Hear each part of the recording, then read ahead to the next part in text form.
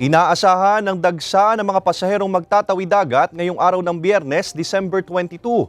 Ang ilan namang pasahero matiyagang naghihintay ng biyahe ng mga barko. Para sa detalye, makakasama natin live si Paul Hernandez. Paul?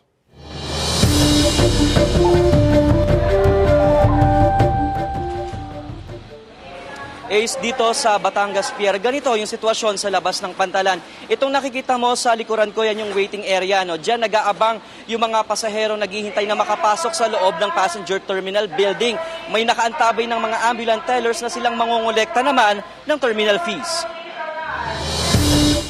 Sa waiting area pa lang, mahabang pila ang sasalubong sa mga pasahero sa pier ng Batangas. Hindi na yan naranasan ni Day. Alas 5 pa lang daw ng madaling araw. Nasa pier na siya kahit alas 5 pa ng hapon ang biyahe pa Odjongan, Romblon. Galing sila ng pamilya niya sa Olongapo. Before kasi talagang pag peak season, ang hirap nung biyahe.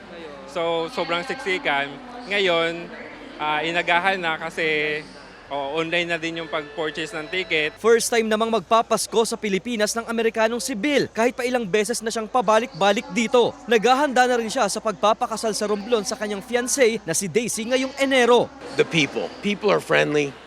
They always smile.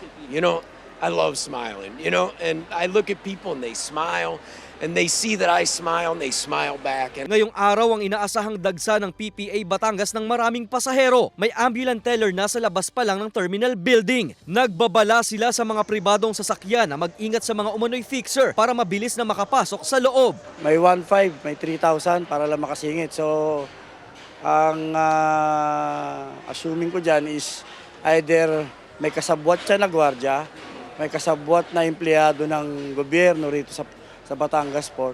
Ngayong araw hanggang December 24, inaasahan ng PPA Batangas na papalo sa 17,000 hanggang 20,000 ang outbound passengers sa Pantalan. Masusi pa rin ang inspeksyong ginagawa sa loob ng pier. Hindi nakakalusot ang mga meat products sa scanner, kaya ang mga bitbit na ham ng ilang pasahero kumpiskado. Bawal pa rin ang mga patalim at flammable materials. Iniimplementa na rin ang no-leave policy sa ilang tauhan ng Batangas Port para umalalay at tumugon sa pangangailangan ng mga magtatawid dagat.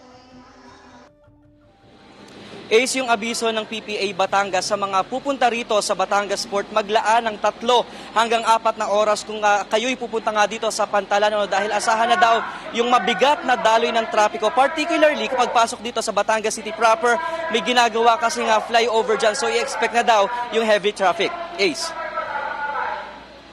Paul, paano nasisiguro ng pamunuan ng Pantalan na walang overloading sa mga barko bago bumiyahe?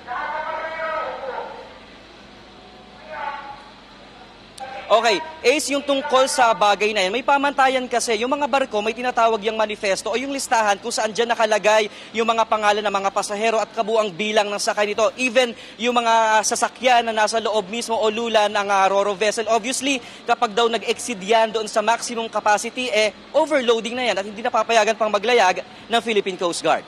Ace. Maraming salamat, Paul Hernandez.